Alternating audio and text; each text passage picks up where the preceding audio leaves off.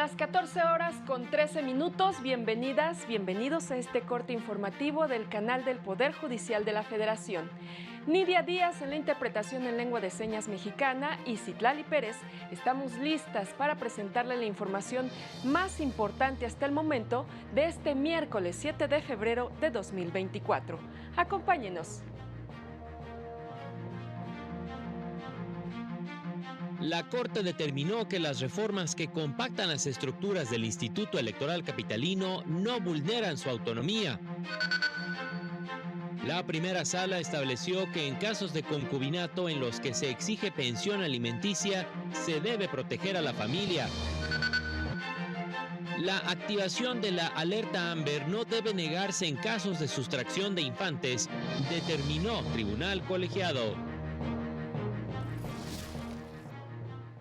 La Suprema Corte publicó la sentencia del Pleno en la acción de inconstitucionalidad 90/2022 y acumuladas, en la que descartó que en el proceso legislativo para reformar el Código de Instituciones y Procedimientos Electorales de la capital del país se hayan cometido violaciones con efecto invalidante.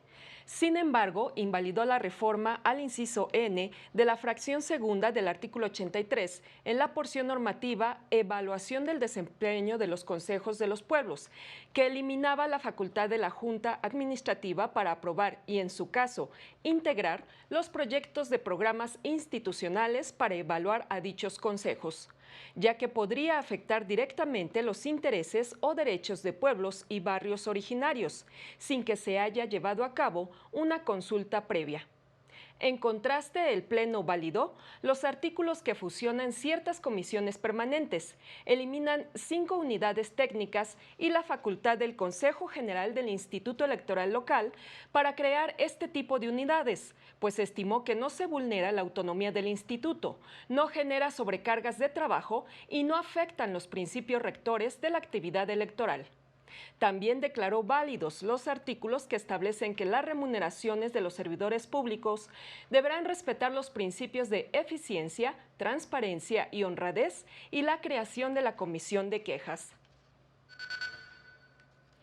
La Suprema Corte recordó que ninguna persona ni las autoridades pueden privarte de tus derechos sin un juicio conforme a la ley, pues el artículo 14 constitucional prevé el derecho a la seguridad jurídica para que, entre otras cosas, ninguna persona pueda ser privada de sus derechos sin previa orden de una persona juzgadora. En consecuencia, nadie puede ser privado de la libertad o de sus propiedades, posesiones o derechos, sino mediante juicio seguido ante los tribunales previamente establecidos. Al juzgar con perspectiva de género, la primera sala de la Corte determinó que, ante la negativa de reconocimiento del concubinato, tomando en cuenta únicamente el plazo previsto en la legislación de Jalisco, no resulta compatible con la protección integral de la familia prevista en la Constitución, por lo que estableció que en los casos en los que se esté ante un requisito legal que sirva como obstáculo para que los miembros de un grupo familiar accedan a sus derechos, las personas juzgadoras deben ser sensibles ante los hechos y priorizar la atención de la familia conforme al artículo 4 constitucional. En los casos en donde las personas alegan ser concubinos, el juez deberá verificar si existió una relación de convivencia estable, afectiva, solidaria y de ayuda mutua para emitir la sentencia. Este asunto fue promovido por una mujer que demandó de la sucesión de su pareja el reconocimiento de su carácter de concubina y el pago de una pensión alimentaria, beneficio que le fue negado pues no cumplió con el plazo de 5 años que establece la legislación civil de Jalisco, decisión que fue revocada por la primera sala de la Corte. Y en los tiempos álgidos que vive el país, es importante estar unidos y luchar por la independencia del Poder Judicial de la Federación y por la democracia. Así lo señalaron magistradas y magistrados federales durante la presentación del libro La Ley de Amparo Comentada por juzgadoras y juzgadores del Poder Judicial de la Federación, que se realizó en la Barra Mexicana Colegio de Abogados. Lo voy a comentar por los tiempos álgidos que se viven hoy. Hoy debemos estar unificados el foro jurídico, la academia, en razón de un concepto que se llama independencia judicial. Creo que la mayoría de los miembros de la Judicatura Federal estamos muy preocupados, pero también estamos empeñados, decididos en no dejar que la sociedad pierda de vista la función tan importante de la Judicatura Federal y la independencia judicial. No somos nosotras y nosotros los jueces quienes nos beneficiamos de este concepto, de este principio que subyace en la labor jurisdiccional, sino precisamente los justiciables que requieren precisamente acudir ante un tribunal que sea independiente y que puedan dirimir una controversia sin que ningún elemento ajeno, llámense poderes institucionalizados o económicos o de otra naturaleza, puedan incidir precisamente en la decisión que debe adoptarse en un determinado caso. Y en más temas, el primer tribunal colegiado en materia penal del primer circuito determinó que es posible juzgar un asunto con perspectiva de género con independencia del sexo del agresor, siempre que se cumplan los supuestos de procedencia para hacerlo. Es decir, que se acredite un contexto de violencia y relaciones de poder en contra de una mujer menor de edad. Esta interpretación se desprende de dos tesis aisladas y una jurisprudencia de la primera sala, en las que se precisa que en un evento delictivo es innecesario que el agresor sea una persona masculina para aplicar dicha metodología en contextos de violencia, ya que la condición de vulnerabilidad de la víctima puede provenir de las circunstancias de las relaciones de poder que tiene con sus agresores. Lo anterior, sin que pase inadvertido que los criterios para juzgar con perspectiva de género surgen a partir de los fenómenos de discriminación y violencia contra las mujeres, así como de su impunidad, como quedó asentado en la sentencia de la Corte Interamericana de Derechos Humanos en el caso González y otras contra México, mejor conocido como Campo Algodonero. Y el segundo tribunal colegiado en materia penal del cuarto circuito determinó que la activación de la alerta Amber no puede negarse para la búsqueda y recuperación de un infante víctima del delito de sustracción de menores cuando el imputado es su progenitor, bajo el argumento de que ese programa no interviene en disputas familiares. Explicó que no se puede negar su activación, pues se trata de una herramienta para la búsqueda y pronta recuperación de infantes y adolescentes que se encuentran en riesgo inminente de sufrir daño grave a su integridad personal por cualquier circunstancia donde se presuma la comisión de un delito ocurrido en territorio nacional. Explicó que el requisito para su activación se cumple si la persona a buscar es menor de 18 años y se encuentra en riesgo inminente de sufrir daño grave a su integridad, pues negar su activación por tratarse de una disputa familiar se sustenta en prejuicios ya superados al soslayar que la violencia debe combatirse en todos los aspectos y ámbitos sociales por tratarse de una responsabilidad del Estado y porque debe velarse por el interés superior de la infancia. Y en otras noticias, la ministra presidenta Norma Lucía Piña Hernández inaugurará el 9º Congreso Internacional de Derecho Constitucional, Problemas Actuales de la Justicia Penal en México, que se llevará a cabo del 28 de febrero al 1 de marzo en la sede alterna de la Suprema Corte. También en este espacio, el ministro Jorge Mario Pardo Rebolledo dictará una conferencia magistral sobre el derecho de las personas indígenas a obtener una sentencia fundada en derecho. Asimismo, participarán juezas, jueces, magistradas, magistrados, personas defensoras y especialistas en conferencias y mesas de debate. Puede solicitar su acceso de manera presencial o virtual en las redes sociales del Centro de Estudios Constitucionales. Momento de una pausa, no se vaya porque ya volvemos.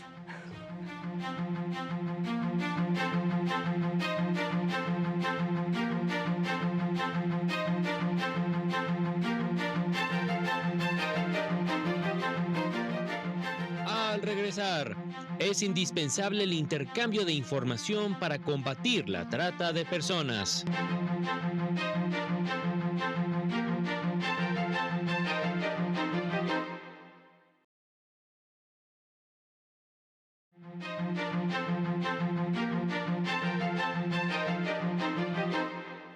Gracias por continuar con nosotros. Le tenemos más información. El Consejo de la Judicatura Federal explicó en qué consiste el protocolo para prevenir, reprimir y sancionar la trata de personas, especialmente mujeres y niños de Naciones Unidas, aprobado en el año 2000, el cual reconoce que para combatir eficazmente este delito es necesario abordarlo en los países de origen, tránsito y destino, con un enfoque internacional e integral que incluya medidas para prevenirlo, sancionar a los responsables y proteger a las víctimas. Además, indica que los estados deben intercambiar información con el objeto de determinar los medios y métodos utilizados por grupos delictivos para la trata y reforzar sus controles fronterizos. Y ya está disponible el 5º episodio del podcast del Consejo de la Judicatura Federal, Te Escuchamos, en el que participa la defensora pública del IFEDEP, Ivonne Mares, quien habla sobre el caso de una persona en condición de vulnerabilidad que fue sentenciada a 6 años de prisión por el delito de fraude electoral y cómo, a través de la Defensoría Pública, se logró su libertad condicionada. Conozca esta historia en la plataforma de música Spotify. Y la Sala Regional Ciudad de México revocó la resolución del Tribunal Electoral de Hidalgo y en plenitud de jurisdicción dejó sin efectos las designaciones de delegaciones municipales realizadas por el presidente municipal de Pachuca de Soto. La sala determinó que la parte actora, como integrante del ayuntamiento, sí contaba con interés jurídico para impugnar las designaciones. Además, determinó que con su decisión, el presidente municipal violó los derechos a votar y ser votado de los ciudadanos en la elección de delegaciones municipales y de ejercicio del cargo de los integrantes del Cabildo. Por ello, revocó las designaciones y ordenó que el Cabildo, como organismo colegiado, realice las acciones necesarias para organizar dicha elección.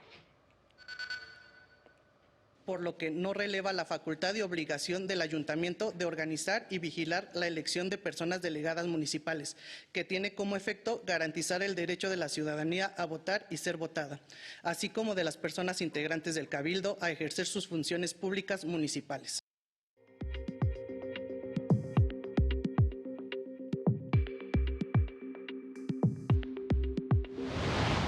En el Estado de México se reunieron las y los titulares de los centros e institutos de justicia alternativa de los 32 tribunales del país que forman parte de la CONATRIB para homologar mecanismos de mediación ante la entrada en vigor de la Ley General en la materia.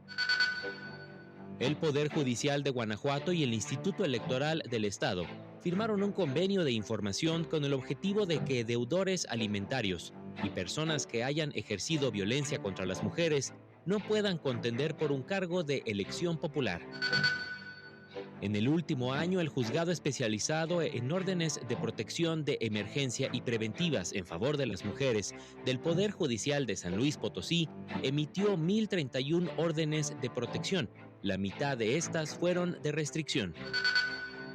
Juezas y personal administrativo femenino del Poder Judicial de Tabasco integrarán el Centro de Justicia, Empoderamiento e Igualdad para las Mujeres del Estado para atender casos de violencia en su contra. Para el canal del Poder Judicial de la Federación, Jesús Daza. Y ahora nos enlazamos con mi compañera Laura Murillo, quien se encuentra en la presentación de los hallazgos del Informe Nacional de Centros de Justicia para las Mujeres, a cargo de la organización X Justicia para las Mujeres. Adelante, Laura, con tu reporte. Muy buenas tardes a las y los televidentes del canal del Poder Judicial de la Federación. Informar que aunque México cuenta con 67 centros de justicia para mujeres, solo el 5% de las víctimas de violencia que llegan a solicitar apoyo acuden a ellos. Esto de acuerdo con un informe presentado por la organización X Justicia para las Mujeres, en el que detalla que entre los principales retos para garantizar el acceso a la justicia en estos centros se encuentra la falta de presupuesto y de personal. Vamos a escuchar. Hay que mirar esto. Hay aumento en los niveles de violencia contra las mujeres en el país. A eso han aumentado el número de CEJUMS. En pandemia aumentó la demanda de los servicios por parte de las mujeres a los CEJUM y también la obligación de poder atender 24/7 a las mujeres. y sin embargo, todas las entrevistadas coinciden que el personal sigue siendo insuficiente. Comentar también que el 70% de las usuarias atendidas fueron víctimas de violencia psicológica y 3 de cada 10 vivieron violencia física y sexual. Es la información que tenemos al momento. Gracias, Laura, por este reporte, y antes de despedirnos le damos a conocer que la Facultad de Derecho de la UNAM entregó a la ministra presidenta Norma Lucía Piña Hernández la presea Cátedra Extraordinaria María Cristina Salmorán de Tamayo por sus aportes a la impartición de justicia, y al consejero Sergio Javier Molina Martínez la distinción Cátedra Alfredo Sánchez Alvarado. También le damos a conocer que este miércoles a las 8 de la noche se llevará a cabo la gala de ópera de la Fundación UNAM en beneficio de la Universidad Autónoma de Guerrero. La gala con la Orquesta del Palacio de Minería, acompañada de las voces de Junuet Laguna, Denise Vélez, Gabriela Flores y Alan Pingarrón. Se llevará a cabo en la Sala Nezahualcóyotl. Así llegamos al final de este espacio de noticias. Soy Citlali Pérez. Lo invito a mantenerse en nuestra señal y a seguir a las 19:30 horas nuestro avance informativo y a las 20:30 el noticiero nocturno. Gracias por su atención. Buen provecho. Hasta pronto.